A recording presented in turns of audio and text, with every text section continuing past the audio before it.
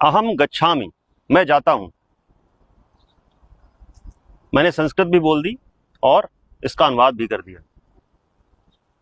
इसका मतलब मैं विद्वान हो गया, मैं चमत्कारी हो गया। ये मैं नहीं कह रहा हूं, ये कह रहे हैं रामभद्राचार्य जी।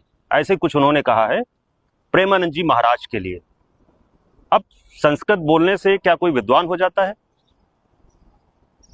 क्या कथा कहने के लिए संस्कृत आना जरूरी है? कोई भाषा आना जरूरी है? अगर तमिल में कोई कथा कह रहा है या हिंदी में कोई कथा कह रहा है तो क्या वो विद्वान नहीं है, वो ज्ञानी नहीं है?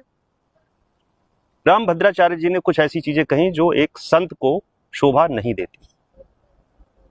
उन्होंने कहा है कि प्रेमानंद जी महाराज की जो पॉपुलैरिटी है वो क्षणभंगुर है। बिल्कुल सही है, शरीर तो इनफैक्ट ये शरीर ही क्षणभंगुर है, तो उसको लेके ऐसी चीजें पॉपुलैरिटी से, अब उनकी बात सुन के तो ऐसा लगता है कि प्रेमानंद जी महाराज की पॉपुलैरिटी से उनको थोड़ी सी नाराजगी है कि वो इतने पॉपुलर क्यों नहीं है। लेकिन ये चीजें अच्छी नहीं है। आप एक संत हैं और संत की एक गरिमा होती है, और हमारे लिए तो दोनों पूजनीय है।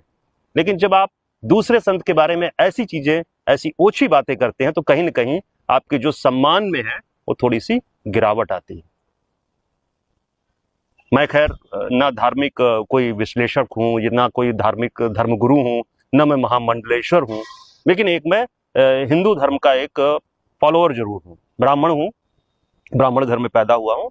इस नाते मैं यही कहना चाहूंगा कि आप संत हैं और संतों की मर्यादा, उनका जो काम है कि समाज को जागरूक करना, समाज जहां गलतियां कर रहा है उसे ठीक करना, न कि आपस में एक दूसरे के बारे में कीचड़ उछालना।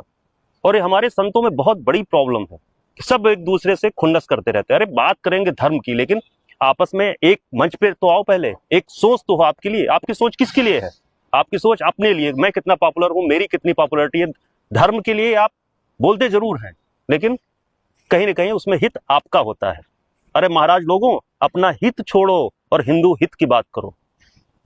जय श्री राम।